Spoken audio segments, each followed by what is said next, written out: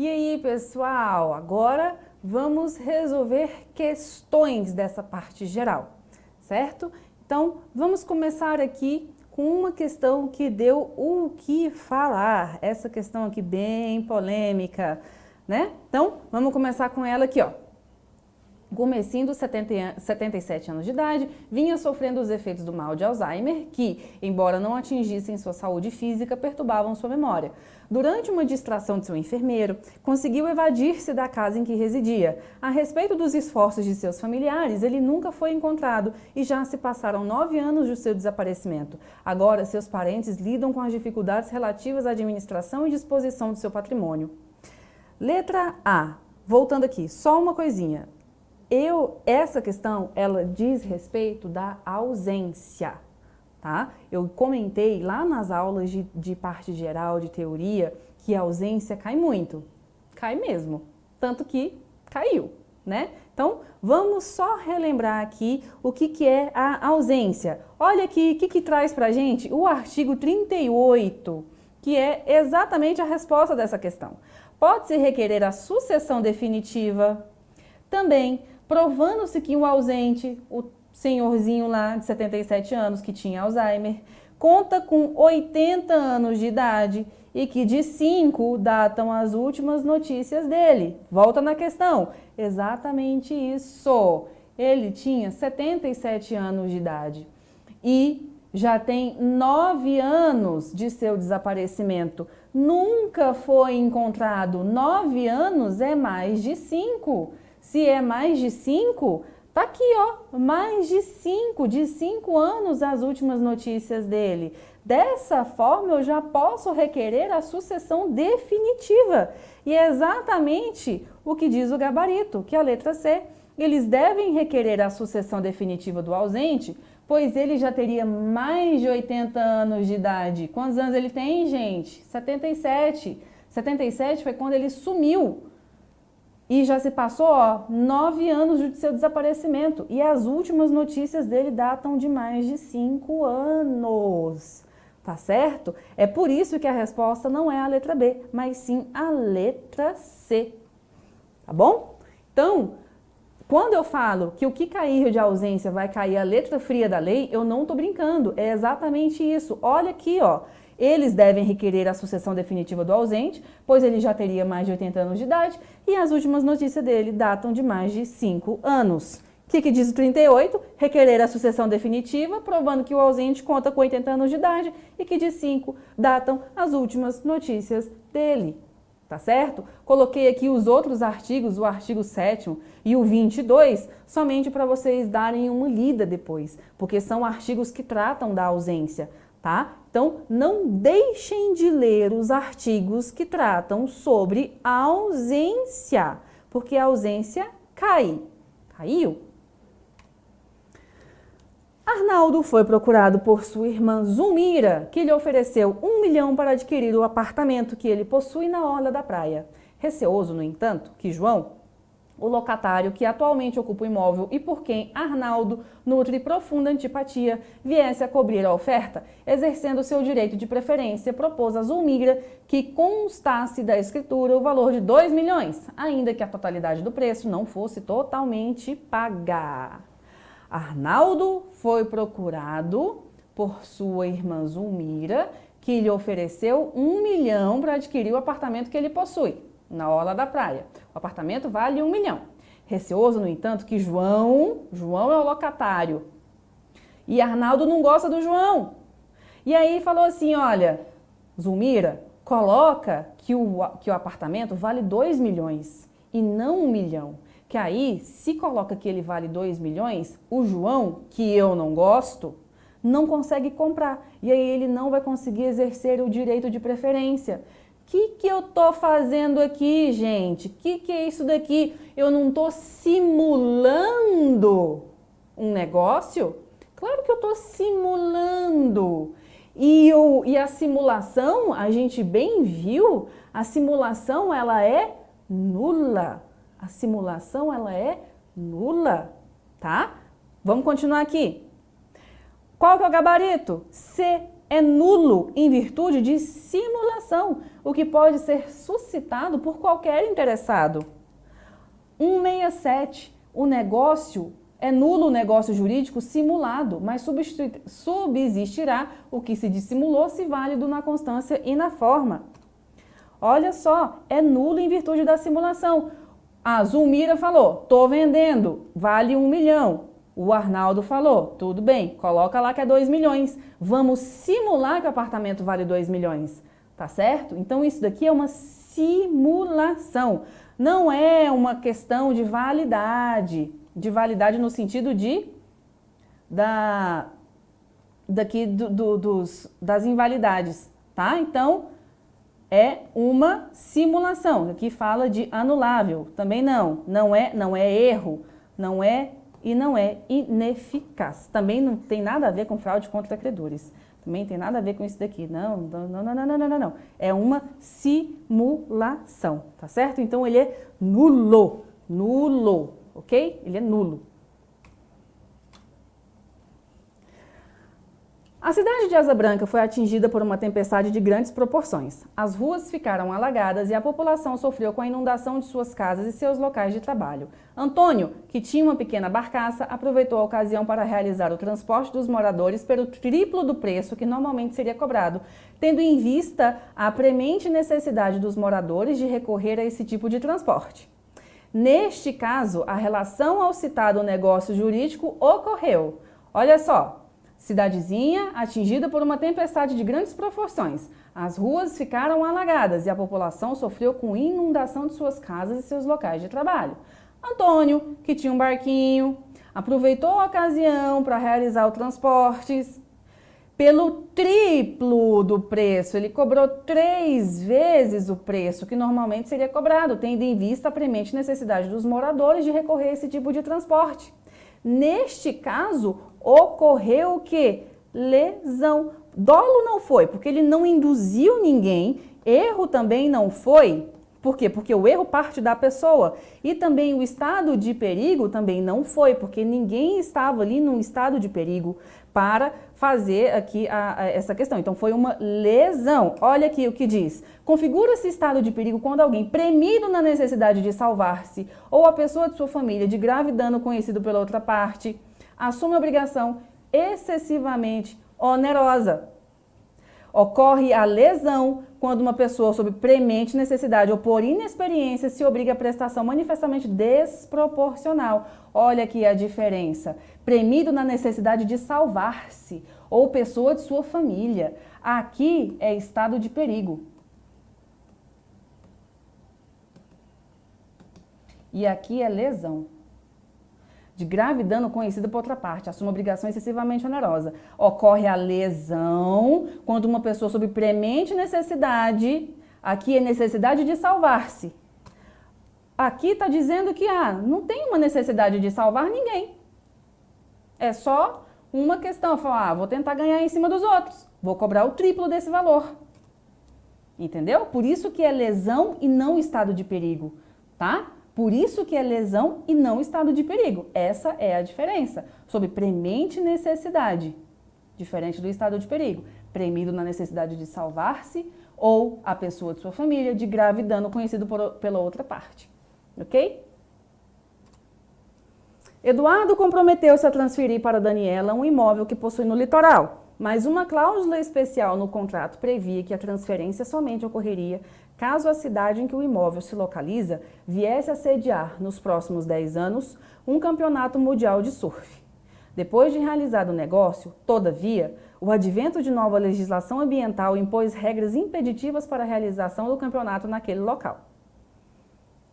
Então, neste caso aqui, o que a gente vai ter? O Eduardo, ele se comprometeu a transferir para a Daniela um imóvel que possui no litoral. Mas uma cláusula especial no contrato previa que a transferência somente ocorreria caso a cidade em que o imóvel, só se a cidade sediasse um evento de surf. Eu só vou te transferir se essa cidade sediar esse evento de surf. Depois de realizado o negócio, o advento de nova legislação ambiental impôs regras impeditivas para a realização do campeonato naquele local. ok? Então, o que vai ser este caso aqui? Daniela, qual é o nosso gabarito? É esse daqui, vamos ler aqui, ó. Daniela tem somente expectativa de direito à aquisição do imóvel, uma vez que há uma condição na cláusula especial. Isso daqui, lembra que se eu estou falando de condição, eu estou falando de efeito. Se eu estou falando de efeito, eu estou falando de eficácia. Porque eficácia do negócio jurídico, ele sempre vai ter a condição, um termo ou um encargo, tá? Neste caso aqui é uma condição. Olha só, eu vou te dar esse imóvel se a cidade sediar o campeonato de surf. Se. Então é uma condição. Considera-se condição a cláusula que, derivando exclusivamente da vontade das partes, subordina o efeito do negócio jurídico a evento futuro e incerto. Lembra que é o se? É o se, caso isso aconteça. É se, eu não tenho como ter certeza, diferente do termo. Tá? Diferente do termo. Então, aqui é uma condição. Daniela tem direito a adquirir a aquisição do imóvel, pois a cláusula especial configura um termo, não é termo, porque se fosse termo, falaria assim, olha, eu vou te transferir este imóvel quando for lá em novembro sediar o campeonato de surf. Previsto uma condição na cláusula, Daniela tem direito adquirido? Não tem. Não, a condição, ela não faz essa vinculação. A mera expectativa de direito, pois a cláusula especial tem natureza jurídica de termo, não tem. Basta você saber a diferença entre termo e condição. E esses dois aqui, eles dizem respeito aos efeitos do negócio jurídico, que tratam lá da eficácia, que é o nosso terceiro degrau. Após 2 anos de uso constante, Marta percebeu que os talheres começaram a ficar manchados e a se dobrarem com facilidade. Consultando um especialista, ela descobre que o faqueiro era feito de uma liga metálica barata, de vida útil curta, e que, com uso reiterado, ele se deterioraria. De acordo com o caso narrado, assinale a alternativa correta. Vamos ler aqui. A compra e venda firmada entre Marta e Júlia é nula por conter vício em seu objeto, um dos elementos essenciais do negócio jurídico. Eu não coloquei o restante do enunciado aqui, mas a história era que a Marta adquiriu o jogo de talher num bazar, por um valor bem acima do esperado, tá? Então, era Marta e Júlia as partes. A compra e venda firmada entre Marta e Júlia é nula, por conter vício em seu objeto, um dos elementos essenciais do negócio jurídico. Não é nulo, porque não tem nada de viciado aqui no objeto. O objeto, ele não tem vício. O negócio foi plenamente válido, considerando ter restado comprovado que Júlia não tinha qualquer motivo para suspeitar do engano de Marta. Então, é essa daqui a nossa alternativa correta. O engano foi plenamente válido. Por quê? O que significa isso daqui? Isso aqui é erro.